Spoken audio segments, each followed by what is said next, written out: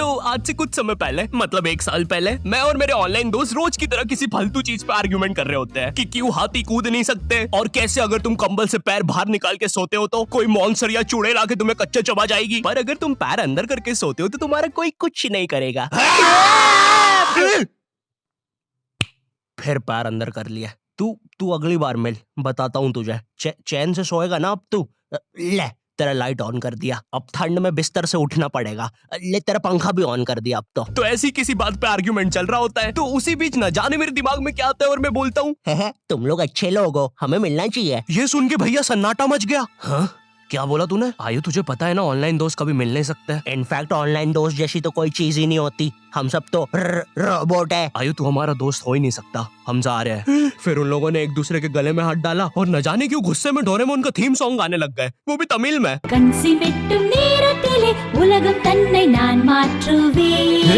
क्या? अब नहीं, ऐसा कुछ नहीं हुआ था। सॉरी गाइस, कुछ महीनों से जिंदगी थोड़ी सही नहीं चल रही है, इसलिए ऐसे जोक्स आ जाते हैं कभी कभार। खैर सरप्राइजिंगली मेरे ऑनलाइन दोस्तों ने मेरी मिलने वाली बात को सीरियसली लिया और इसी तरह हमारी Mumbai to Goa trip plan होती है, जो कि दिसंबर में थी। तो अब फास्ट फॉरवर्ड करते हैं सीधा दिसंबर तक ट्रिप का टाइम। तो अब कुछ रीजन की वजह से मुझे मुंबई प्लेन की जगह ट्रेन से जाना पड़ता है। नहीं, मैं एयरपोर्ट पे फटाका लगाता हुआ नहीं पकड़ाया था। थे कुछ रीजंस, थी कि सच में थे। तो मैं रात में ट्रेन में बैठता हूँ और सुबह में मुंबई पहुंच जाता हूँ। अब जो मुंबई पहली बार आता है ना, वो ना अलग अलग चीजों को देख के चौंकता है, जैसे वड्डी वड्डी बिल्डिंग्स, वड्डे वड्डे सुपरस्टार्स। और इधर मैं जैसे ही मुंबई के स्टेशन पे उतरा, ओ बहन की एलिवेटर स्टेशन पे, वो भी भाई साहब इसको एस्केलेटर बोलते हैं। एलिवेटर मतलब आंखों पे भरोसा ही नहीं हो रहा है। मैंने मम्मी को फोटो खींच के भेजी, मम्मी एलिवेटर, वो भी स्टेशन पे। भाई साहब एस्केलेटर होता है। देखो ये हमारे स्टेशन पे नहीं होते हैं, हमें पूरा ब्रिज पैरों से चढ़ना पड़ता है। और मेरे गांव के ब्रिज पता है बादलों में होते हैं। वो ब्रिज को इतनी ऊपर होने की जरूरत भी नहीं है, उसको किसी इंजीनियर ने भी नहीं बनाया है। ये गाँव के लोगों ने मस्ती मस्ती में उसको इतनी ऊपर तक बना के आ गए हैं। अब वो स्टेशन का ब्रिज ना आउटर स्पेस तक पहुंच चुका है। साला कुली लेके भी जाओगे ना तो थोड़ा ऊपर जाके तुम्हारी कुली को भी कुली करना पड़ जाएगा।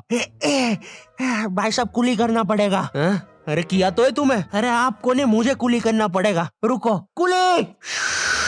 हाँ जी भैया, इन्हें ऊपर तक छोड़िया हो यार। अरे पागल हो क्या मियाँ, ऊपर तक जाना है तो स्पेस सूट किधर है तुम्हारा? और ऑक्सीजन सिलेंडर लेके आए कि नहीं? ऊपर ऑक्सीजन बहुत कम है, हम लोग क्या बहुत ऊपर खड़े हैं मियाँ। देखो यहाँ से वो माउंट एवरेस्ट भी दिखता है। देखो आज की रात तो हमें ये सीढ़ियों पे सो के गुजारनी पड़ेगी। ऊपर पता नहीं कहाँ के खूंखार जानवर घूमते हैं। और सबसे जरूरी बात, हम लोगों के बीच में मैं सोऊंगा। मुझे मुंबई से अपने स्टेशन जाने में 10 घंटे लगते हैं और फिर अपने ही शहर के स्टेशन से घर जाने में 6.25 महीने। अब तुम बोलोगे नॉट योर टाइप, तो बहुत ही विलेज पीपल है। हाँ तो ठीक है, हूँ मैं, नहीं होते हमारे यहाँ पे एक्सलरेशन। भाई उसको एस्केलेटर। वीडियो को आगे बढ़ाते हैं। मुंबई जाने से पहले मुझे ऐसा लगा था कि वहाँ पे सब लोग मचाएंगे, येड़े चाले सीधे चाले, इस तरीके से बात करते होंगे। तो मैं भी ना फुल रेडी था। मैं स्टेशन से बाहर निकला और एक ऑटो रोका। तो सबसे पहले तो मैंने अपनी ट्रेन में खरीदी हुई 24 कैरेट आइस डायमंड चेन आगे करी। मैंने 20 रुपए में खरीदी थी, आगे अपना टाइम आएगा भी लिखा था, क्योंकि मुंबई में थे यार, थोड़ी अमीरी दिखनी चाहिए। कौन है अंबानी? है किधर रहता है वो? है क्या उसके पास ये? तो वो ऑटो वाला पूछता है किधर जाओगे? इधर मैं फुल मुंबई के स्वैग में। क्या बोलते ऑटो वाले चाचा,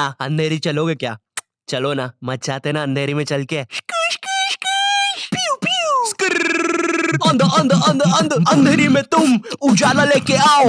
ऑटो में क्यों बैठे हो? लैम्बोर्गिनी लाओ। ये अंधेरी में तुम आओ। क्यों चाचा? अरे भाग मादर है, कड़कती धूप में मुजरा दिखा रहे मेरे को।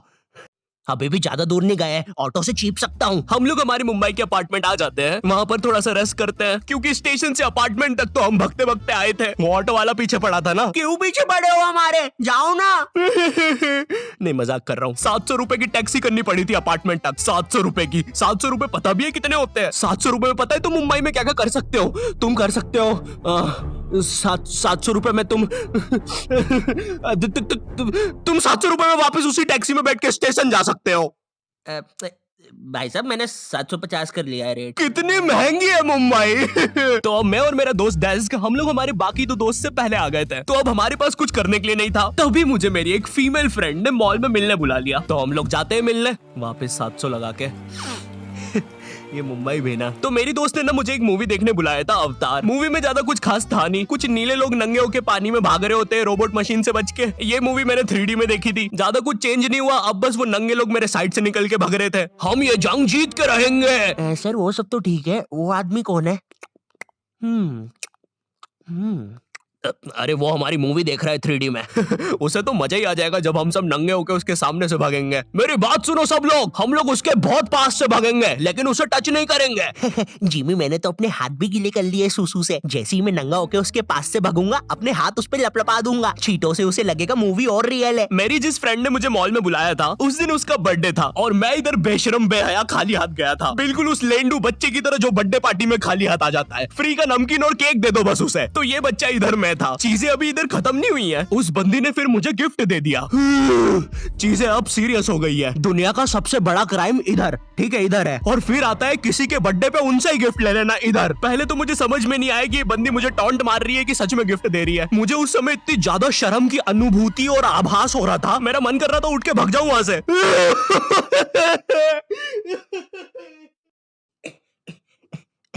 अरे वो बाहर बहुत गर्मी है ना, इसलिए मैंने सोचा स्प्राइट पी लूं आके। और पेरी पेरी फ्राइज भी मेरे फेवरेट है।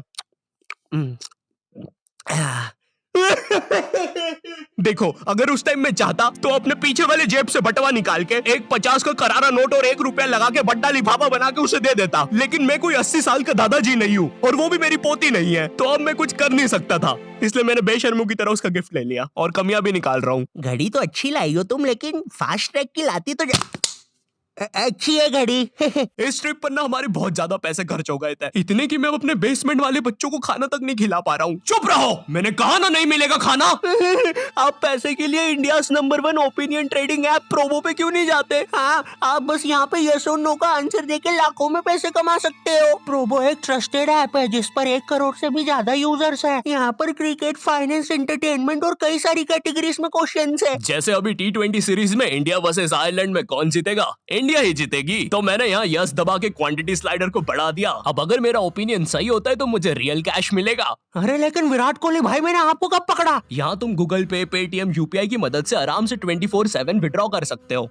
ओ बाय द वे मैं पुलिस हूँ, तुम्हारे बेसमेंट की जानकारी मिली थी और प्रोबो का लिंक डिस्क्रिप्शन में है। डाउनलोड करने पर हम सभी को 25 रुपए का वेलकम बोनस भी मिलेगा, तो अभी जाके डाउनलोड करो। रात तक मेरे बाकी दोस्त भी आ गए थे, तो फिर हमने मुंबई की फेमस जगह, अरे वहीं जहाँ सब लोग जाते हैं घूमने के लिए, वहाँ घूमना स्टार्ट कर दिया। लेकिन जब तुम तुम्हारे दोस्तों के साथ रहते हो तुम्हारे दिमाग में मस्ती रहती है। तो एक मॉल में हमें एक सांड वाला झूला दिखता है। अब उसे देख के एक 21 साल का मैच्योर आदमी क्या करता? पापा बहुत बीमार है, बहन की भी शादी करवानी है, मुझे लगता है सांडू मैं तुम पे घूमी घूमी करने के लिए थोड़ा बड़ा हो चुका हूँ।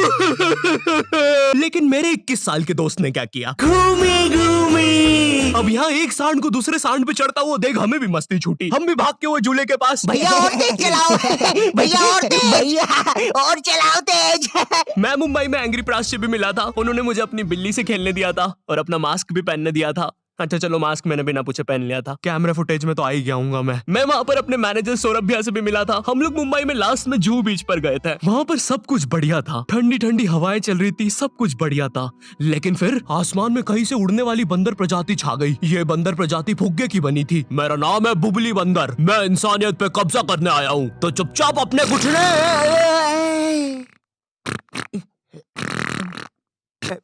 है दोस्त, क्या तुम प्लीज मेरी बुंड में हवा भर सकते हो? मुझे तुम्हारी दुनिया पे कब्जा करना है, प्लीज। मुझे कोई दिक्कत नहीं है। कमलेश, कमलेश। हाँ मैंने सुन लिया था पहली बार में ही। कमलेश मैं जानती हूँ हम दोनों ज्यादा क्लोज नहीं है, लेकिन इसका मतलब ये नहीं तुम एक बंदर के साथ संबंध बना लोगे। मैं जा रही हूँ। कमलेश जाने दो उसे, मैं तुम्हें उससे भी ज्यादा चीजें दे सकता हूँ। मुंबई के बाद हम लोग निकलते हैं गोवा के लिए। गोवा काफी चिल जगह थी, मैं वहाँ पर काला भी हो गया था। दिन भर बीच पर धूप में भटकने के कारण सच में वहाँ पर धूप तो बहुत ही ज्यादा थी, मतलब इतनी ज्यादा कि जमीन के अंदर से लोग बाहर आ रहे थे या अंदर जा रहे थे। कोई मुझे बताएगा ये क्या हो रहा है यहाँ पे? गोवा में तुम ऐसे बीच पे राइड्स वगैरह कर सकते हो, जैसे जेट स्की। इसमें ना तुम्हें आगे टंकी पे बिठा लेंगे बच्चे की तरह और पानी का एक चक्कर काट के वापस ले आएंगे। ये चलो ना।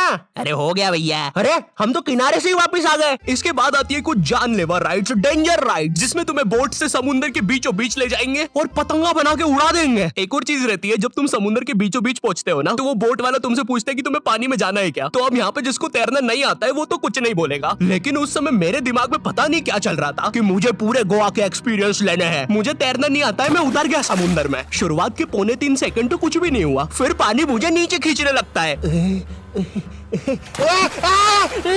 ये तो कुछ भी नहीं, अब मैं बोट से भी दूर जा रहा हूँ धीरे धीरे। भैया भैया भैया भैया घंटा नहीं सुन रहा मेरी बात, मेरी इधर फटी पड़ी है, मैं कुछ भी चिल्ला रहा हूँ पानी में।